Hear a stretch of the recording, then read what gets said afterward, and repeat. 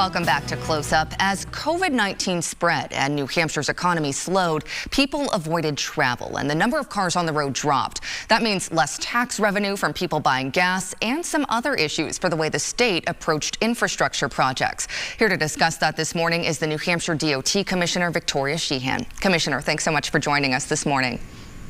Thank you, Monica. Great to be with you. DOT reported traffic was down 55 to 60% in April. That was the height of the pandemic. Where does that stand right now? Currently, the traffic numbers have been rebounding week over week, and we have around a 10% reduction across the majority of the state, with about 15 to 17% reductions on some of the southern New Hampshire corridors. People still driving less, and of course that impacts the state's revenue from tolls and gas tax. How is that affecting your budget, and have you had to rethink or scrap any projects? Well, first and foremost, we really support the governor's efforts to make sure that everyone was doing their part to slow the spread of COVID-19.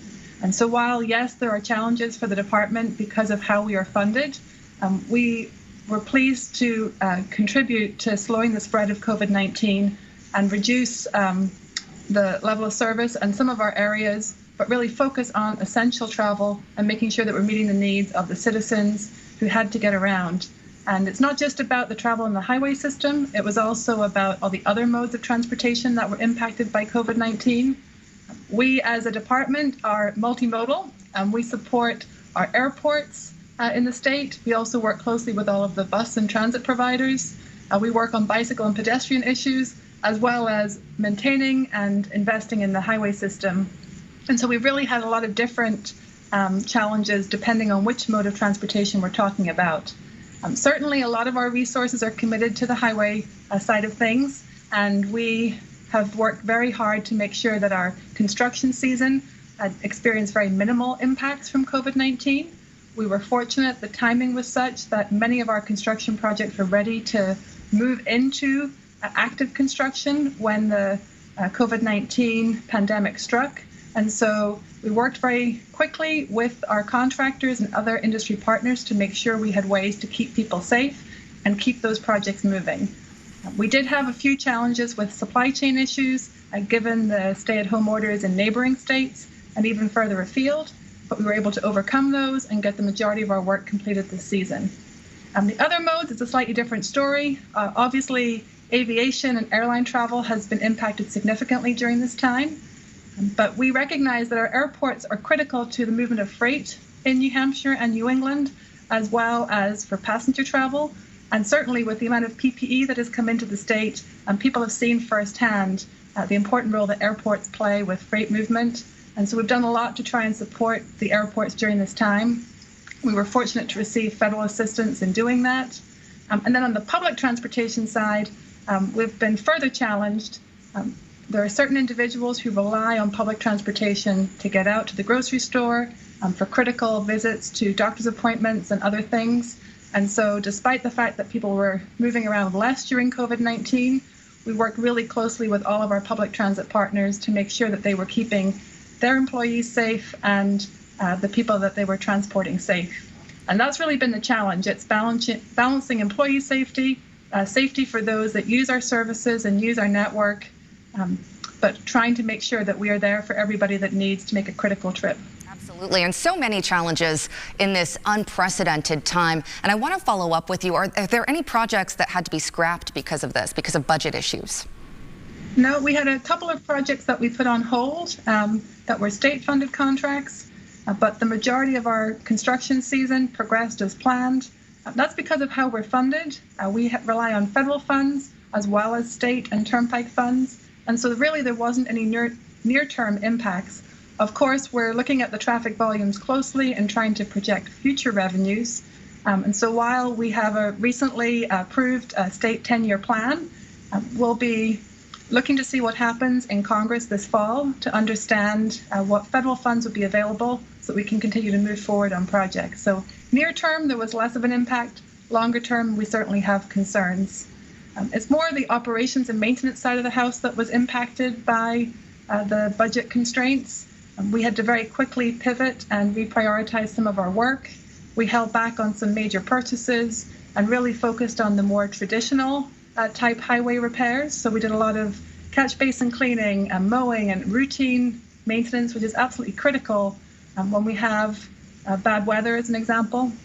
And so our highway maintainers, our bridge maintenance folks, and even our mechanical services team have been constantly reprioritizing workload and making sure that we're getting the critical activities completed as planned. A lot of juggling and prioritizing, for sure.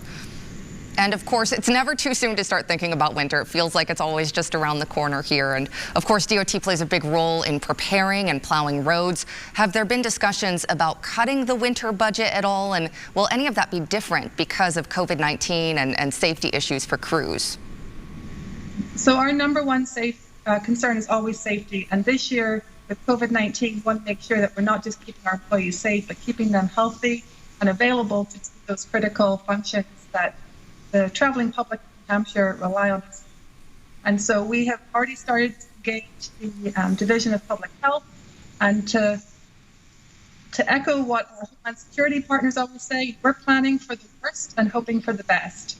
Until we see what Mother Nature has to offer us this winter, we don't fully understand how COVID-19 is going to impact our operations.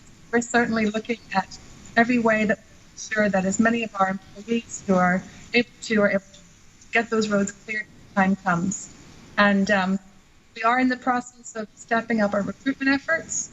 We have been working with the Governor's Office to move forward on filling some key vacancies. We're also starting outreach to contractors to supplement our forces in the winter months. And so we're fairly confident that we're going to be ready. And we know that this year is going to look a little different. Dealing with extreme weather can be challenging even in the best of times, and dealing with a pandemic and then severe winter weather may be challenging, but it really depends on the severity of the storms and the frequency of the storms as to how much our employees will be tested. But I know that they're committed and they'll be stepping up to do whatever is necessary to keep everyone safe this winter. We'll just have to wait and see. And I wanted to follow up on the hiring aspect. I actually saw an ad that that DOT put out a few days ago saying that there are many full-time positions to fill, some part-time positions too. What are you looking for? How many positions are you looking to fill, especially now that so many people elsewhere are out of work? So we are optimistic that given the current unemployment situation in New Hampshire, there will be people who are motivated to seek opportunities at DOT. We have positions throughout the state available. Right now, we're focusing on highway maintenance and staffing up for the winter. It's perfect time to be doing that so we can recruit folks and get them trained and make sure they're ready for the winter season. And we have literally positions statewide. In sheds, we have maybe 1 or 2 vacancies, and so we're really looking to fill as many positions as we can to make sure that we have the manpower that we need for this coming season. Something that many Granite Staters, I'm sure, could be interested in. I do want to ask you also, are there any projects in the pipeline that could change the way Granite Staters travel in the future? So the state has been doing a lot of planning around preparation for new modes of transportation that are on the horizon, whether that's preparing for more electric vehicles, connected and automated vehicles. And just recently there was legislation passed around allowing flying cars to travel on our highways. So certainly the state is always ready to embrace technology and innovation. But coming out of the COVID-19 pandemic, we've really seen an increase in the demand for access to recreational trails for active transportation, walking and biking. And so while we're thinking about some of those really disruptive new technologies that are on the horizon, near term, we're very much focused on how transportation needs are evolving day to day. And so providing better access to public transportation and more walking and biking opportunities, both as part of our routine roadway projects, making sure that our projects are multimodal, as well as focusing on improving our trails network as part of other initiatives. Those are things that we'd started before COVID-19, but certainly with everyone trying to get outdoors and enjoy their local community, it's becoming more and more of a need to enhance some of those connections. Sure. So we have 2 efforts. We were working on a statewide pedestrian and bicycle plan pre-COVID, and then we were also working on a update of our statewide recreational trails plan. And so certainly those are efforts that we really want to fast track in light of what we've experienced over the last several months.